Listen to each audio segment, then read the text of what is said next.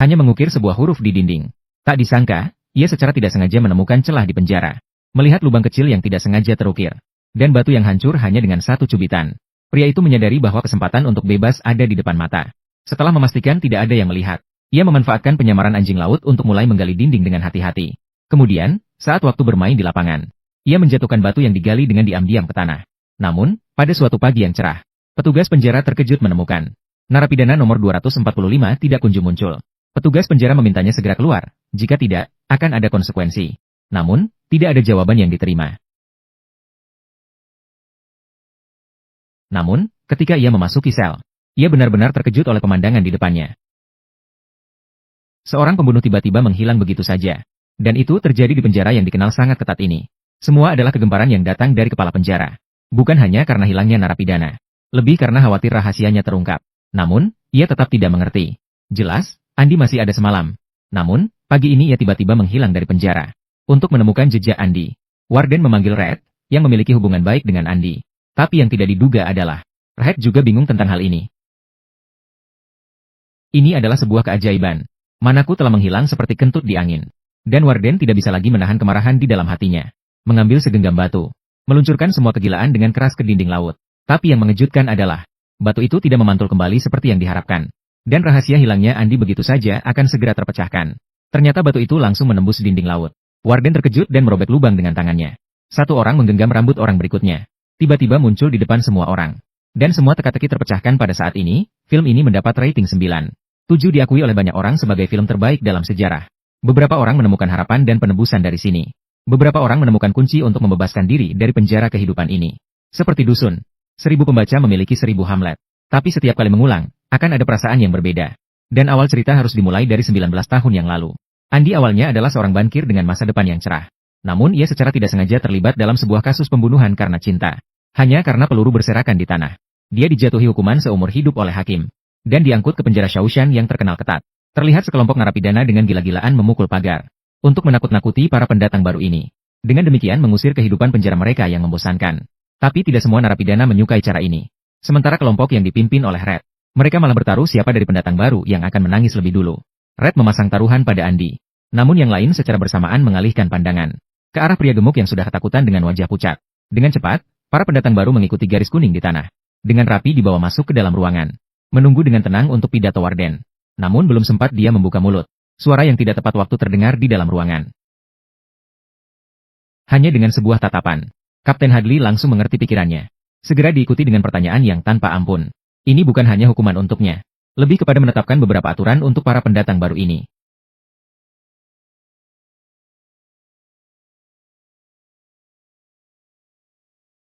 Dan hal pertama yang dilakukan saat masuk. Pertama-tama, beri setiap narapidana bubuk pembersih besar. Kemudian taburkan sedikit bubuk singa yang pedas. Terakhir, berikan satu set perlengkapan khusus untuk kelas penyamaran. Tanpa ragu, malam pertama selalu sulit bagi para pendatang baru. Setelah peringatan, lampu dimatikan. Seluruh penjara kelas penyamaran langsung terbenam dalam kegelapan. Dan permainan taruhan Red dan yang lainnya pun resmi dimulai. Para veteran sangat memahami kegelapan di penjara. Jadi, mereka menggunakan berbagai kata untuk mengolok-olok pendatang baru. Dengan cepat, si gemuk adalah yang pertama tidak tahan tekanan. Ia menangis tanpa suara. Tuhan! Saya tidak cocok di sini. Kita punya pemenang. Pemenang pulang. Dan itu sangat keren dengan selisih tipis. Namun, tangisannya tidak membawa simpati. Sebaliknya, ia justru mendapat ejekan dan tepuk tangan dari para senior. Suara gaduh itu juga menarik perhatian kapten yang kejam. Si gemuk memohon dengan suara dan air mata agar kapten membebaskannya. Namun, ia tidak tahu. Apa yang menantinya adalah akhir yang tragis. Kapten menariknya keluar dari sel. Si gemuk tidak pernah membayangkan. Tangisan putus asa itu justru disambut dengan lebih banyak. Sebaliknya, ia menerima pukulan dan tendangan dari para petugas penjara. Sampai si gemuk hampir tidak berdaya baru mereka berhenti. Kemudian, mereka dengan santainya mengenakan topi. Dan pergi dengan anggun. Seolah-olah baru saja melakukan pemanasan. Dan Andi lemah yang dibicarakan Red. Justru menunjukkan ketenangan yang luar biasa di hari pertama. Dan ini membuatnya mengingat. Pria yang membuatnya kalah 2 bungkus rokok. Saat itu, Andi yang terjatuh belum menyadari. Sebagai pendatang baru, ia sudah menarik perhatian 2 orang. Namun, pria di depannya jelas tidak berniat baik. Andi yang tidak menyadari bahaya. Saat ini sedang khawatir tentang protein dalam nasi. Dia secara naluriah ingin membuangnya. Namun, diambil oleh seorang pria tua yang berpengalaman. Andi sangat enggan menyerahkan protein itu kepadanya. Dia mengira pria itu akan memakannya. Namun, dia justru memutar badan dan memberi makan burung pipit kecil di saku. Orang yang lama berada di penjara selalu mencari sesuatu untuk dijadikan pegangan. Dan burung pipit kecil ini adalah harapan hidup Old Blue. Saat itu, pemenang taruhan kemarin mendekat. Semua orang dengan enggan mengeluarkan rokok yang kalah. Perlu diketahui bahwa di penjara, rokok adalah mata uang yang berharga. Namun, yang tidak diketahui pria itu adalah, rokoknya diperoleh dengan nyawa si gemuk. Yang lebih mengejutkan Andi adalah itu. Di penjara ini, orang ini bahkan tidak layak memiliki nama.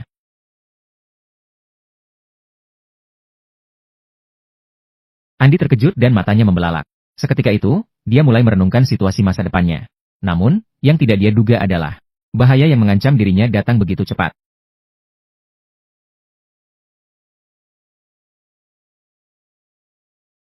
Andi tidak menghiraukannya dan berbalik pergi. Tanpa disadari, ini justru semakin membangkitkan minat pria itu padanya. Di hari-hari berikutnya, Andi setiap hari melakukan pekerjaan fisik yang sama. Semua orang menganggap dia adalah orang yang jujur dan sederhana. Tak pernah terbayangkan, dia berbalik dan menemukan pedagang besar di penjara, Red. Memohon padanya untuk membantunya mendapatkan palu batu berukuran 5 atau 6 inci. Namun palu batu adalah barang terlarang. Red khawatir itu akan menimbulkan masalah besar baginya. Untungnya, Andi mengatakan bahwa dia hanya ingin menghidupkan kembali hobi lamanya. Reed akhirnya merasa tenang. Saat itu, Red tidak mendalami kalimat itu. Sebaliknya, dia memberikan informasi tambahan. 3 saudari di penjara tertarik padamu. Mereka bahkan mengatakan bahwa Andi adalah pacar mereka. Namun Andi jelas tidak memperhatikan peringatannya. Dia tetap asyik berjalan-jalan di lapangan. Seolah-olah seperti seorang pengunjung yang sedang berjalan santai di taman. Tak lama kemudian, Red memanfaatkan salurannya. Mendapatkan palu batu yang dibutuhkan Andi. Melihat benda kecil di tangannya, Red merasa bahwa dia terlalu khawatir. Dengan bantuan rokok Red, palu batu itu berhasil diserahkan ke tangan Andi. Roda takdir pun mulai berputar. Namun, sebelum Andi mulai merencanakan pelarian, dia sudah terjebak oleh 3 saudari di penjara di gudang. Meskipun Andi berjuang keras melawan, tapi pada akhirnya, mereka tetap tidak bisa lolos dari kegagalan bertiga. 2 tahun setelah itu, wajah Andi selalu menunjukkan kesedihan. Meskipun terkadang mereka menang, tetapi sebagian besar tetap kalah. Awalnya mengira kehidupan yang menyedihkan ini akan terus berlanjut. Namun hingga hari ini, datanglah perubahan. Kepala penjara berencana mengatur belasan orang untuk memperbaiki atap. Perlu diketahui bahwa di bulan Mei yang panas, tidak bisa melarikan diri dari sel yang pengap adalah impian setiap narapidana. Jadi penjara menggunakan cara undian untuk memilih narapidana. Sementara itu, Red menggunakan sedikit akal. Hanya dengan beberapa bungkus rokok, dia tidak hanya mengajak semua sahabatnya ke atap, tapi juga mengajak Andi yang tidak cocok dengan yang lain. Saat semua orang memperbaiki atap, Andi secara tidak sengaja mendengar percakapan para petugas penjara. Kapten mengatakan bahwa saudaranya yang telah meninggal meninggalkan sejumlah uang untuknya.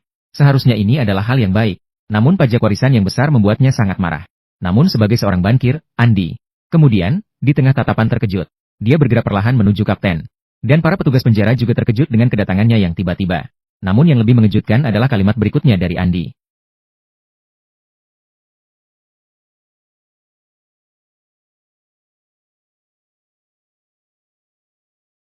Kapten tidak lagi sabar untuk mendengarnya melanjutkan. Dia menarik rah Andi dan berjalan menuju dinding. Ternyata ingin mendorongnya langsung ke bawah. Namun Andi dengan tenang berkata, dia punya cara untuk membantunya mendapatkan semua uang. Tapi kapten langsung mengenali dia sebagai bankir yang membunuh istrinya. Khawatir bahwa mendengarkan kata-katanya akan membahayakan dirinya. Namun Andi memberitahunya bahwa dia bisa menanyakan hal ini dengan bebas. Tidak hanya itu, dia juga bisa membantunya mengisi formulir secara gratis. Dan syaratnya hanya meminta rekan-rekannya masing-masing 3 botol bir. Dalam pandangannya, menjadi penjahat memiliki 1 dari 9. Dan kapten langsung mengenali. Dia adalah bankir yang membunuh istrinya. Namun Andi memberitahunya bahwa dia bisa menanyakan hal ini dengan bebas. Tidak hanya itu, dia juga bisa membantunya mengisi formulir secara gratis.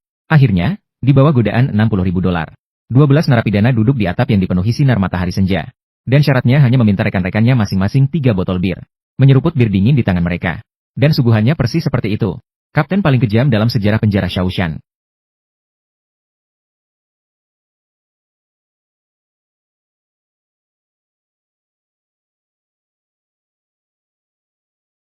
Dan pelaku semua ini, Andi, justru bersembunyi di sudut. Dengan tenang mengamati mereka minum. Beberapa orang berpikir dia sedang menjilat atasan. Ada juga yang berpikir dia melakukannya untuk menjalin hubungan baik dengan teman-teman di penjara. Tapi hanya Red yang bisa melihatnya. Andi hanya ingin merasakan kembali kebebasan. Meskipun hanya untuk sesaat. Dan setelah pertemuan yang luar biasa ini, keduanya juga menjadi teman baik. Andi mengusulkan untuk mengukir set catur. Untuk menghabiskan waktu yang membosankan ini. Meskipun mereka memiliki banyak waktu. Tapi sayangnya, batu-batu itu sulit ditemukan. Terkadang penjara juga memberikan mereka sedikit hiburan, seperti menonton film. Meskipun mereka sudah menontonnya berkali-kali. Tapi setiap kali melihat sidik jari pemeran utama, si putih, para narapidana tetap dipindahkan ke tangan perpustakaan. Dan Andi juga mengambil kesempatan untuk meminta satu poster darinya. Setelah mendapatkan jawaban yang meyakinkan dari Red, Andi pun keluar dari bioskop dengan puas. Namun di jalan pulang, dia kembali diancam oleh 3 saudari di penjara. Tapi kali ini berbeda. Kali ini mereka terlalu brutal, mengakibatkan Andi harus tinggal di ruang medis selama sebulan. Dan yang tertua di antara 3 saudari itu hanya dikurung selama 7 hari. Awalnya dia tidak memperhatikan. Sampai setelah masa kurungan berakhir dan dia masuk ke sel baru menyadari. Kapten yang kejam dan ganas sudah menunggunya lama. Dan dia datang untuk Andi.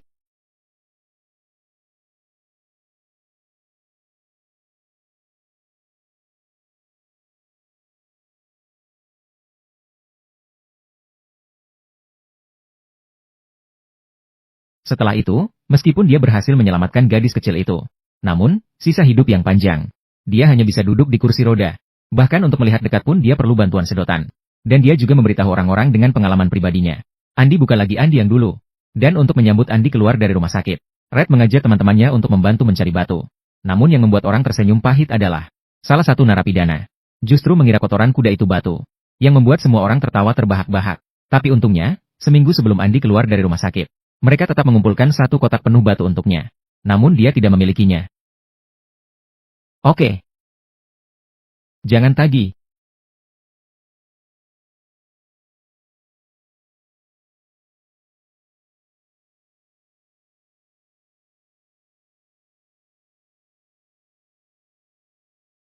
Oke, jangan tagih.